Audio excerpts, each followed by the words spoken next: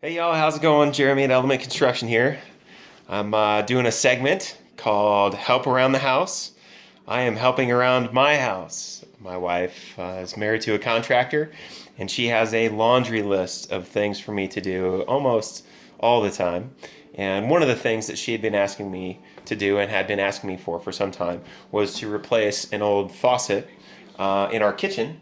We used to have this antique bronze, like three-piece kitchen sink that sort of was like the faucet itself, and then it had a spray nozzle, and then it had a soap dispenser. It was one of those like old school like spray nozzles that you like pulled out, and it had like a little spray gun on it that you like pull the trigger on.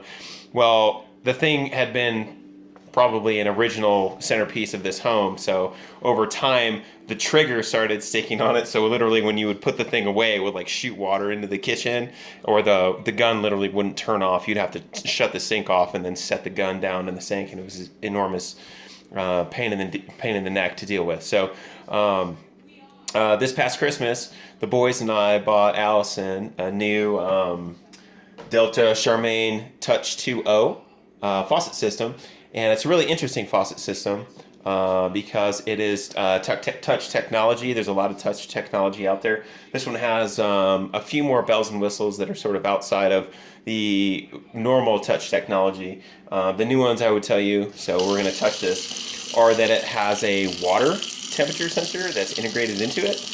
And so there's an LED that's in there when you have cold water. The sensor obviously turns blue, and then when you want hot water, you'll see that the sensor that's right there will sort of change, right? And as the water gets warmer and warmer and warmer, it will move to a brighter shade of red. And if, obviously it's quite red right now, and then if you want any mix of a water temperature sort of in between, the hue will change in and out based on the temperature that you're dealing with. So it's no more like waiting for the sink and putting your finger underneath it to try and guess what the temperature of the water is. You've got hot water, cold water, and if it's purple, it's somewhere in between, right? It does have the one-touch stuff that I really, really like as well. Another thing that's really interesting is it has a canopy spray jet guard. So you have like your normal spray sort of, that's like your fan that you spray, but then they have like a pot and pan jet. And as you see right there, there's a little balloon that sort of protects this like streaming jet of water that comes through. And what that does is when the jet that comes out at like water pick like pressure, when you spray the jet inside of that water umbrella or that water canopy, this splash actually is picked up on the umbrella that's shielding it, and it shields the splash outside of the sink. So instead of like, if you were washing pans like in your sink and you were using like a spray nozzle, like this nozzle right here, it would splash water like all over my countertop, and then when I get done doing dishes or washing pots and pans, I'd have to wipe all this water off the sink. Well, when I put it into this mode right here, and I have this umbrella that's guarding the jet, that canopy of water guards the splash on it, and there's no splash outside of the sink, which I thought was really, really clever. It's interesting that somebody came up with that. While we were in here, because I did have a 4-hole sink previously installed in here, I needed to fill a hole, and I was like, well, what am I going to fill a hole with? And for some time, I had been looking at kitchen water osmosis systems or water treatment systems. In Monument, the water is a little hard.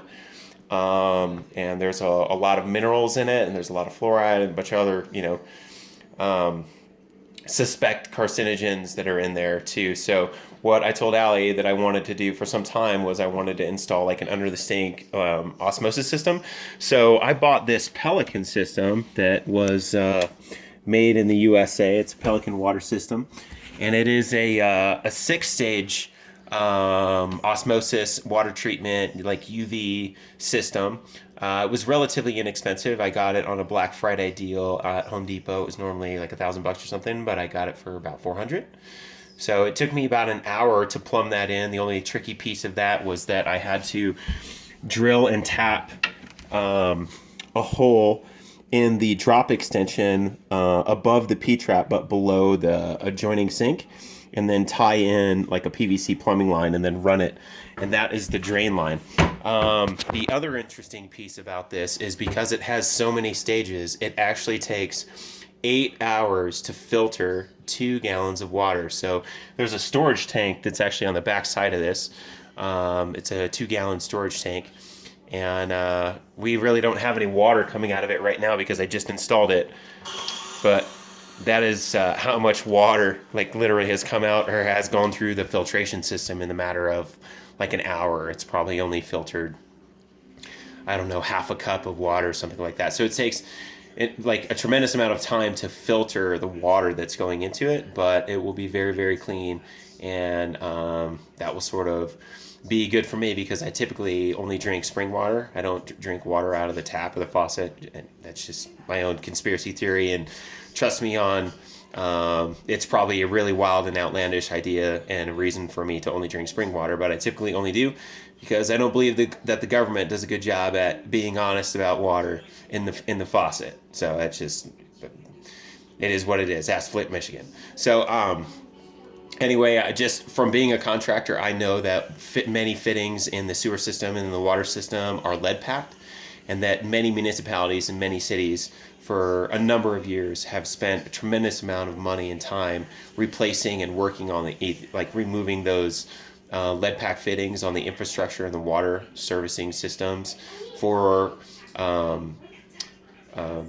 drinking water, for potable water, and for sewer water.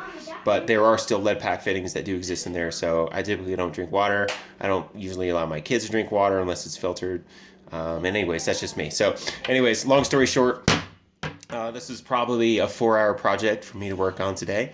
My wife is probably very, very happy, or she's going to be very happy when she comes into the kitchen and she sees this amazing new faucet.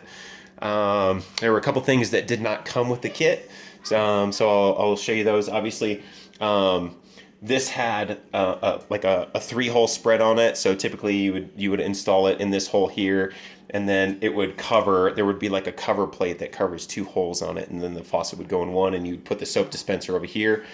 But because I wanted to install this system, I had to go and buy a blank sink cap, or countertop blockout at Home Depot to get that, and then I had to get a specific sort of like adaptive fitting in order to tie this into the water system on the back side of the sink, so that I have like treated water that comes on the back side of the sink. If I want to use the selector switch on that too, I put like an electronic valve. So there were a couple of modifications that I made to it, but long story short, we're all married, or for those married guys out there, there's probably a laundry list of honeydews for you guys to do. This was one for my wife. It was definitely a huge upgrade for us, and I'm super happy with it. The other thing that's interesting about this too is that the LED stays on to tell you what temperature of water is going to come out of the sink when you turn it on. I was like, oh, that's cool too. So anyway, long story short, it was a cool project. Help around the house is always needed.